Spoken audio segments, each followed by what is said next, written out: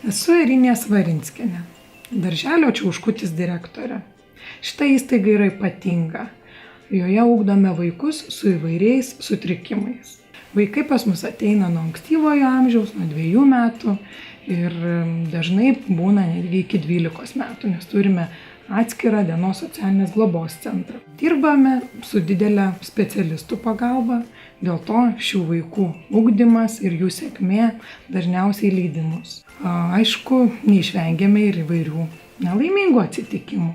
Dėl to esame labai laimingi, suradę galimybę dalyvauti Rūpestingos širdelės projekte, kurio dėka papildėme savo pirmosios pagalbos vaistinėlių turinį ir galime dabar būti daug saugesni ir pirmąją pagalbą suteikti skubiai ir tada, kada jos reikia.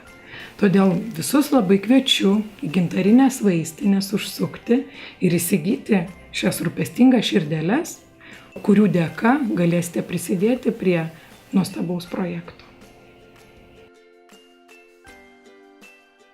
Gintarinė vaistinė. Mums gera jumis rūpintis.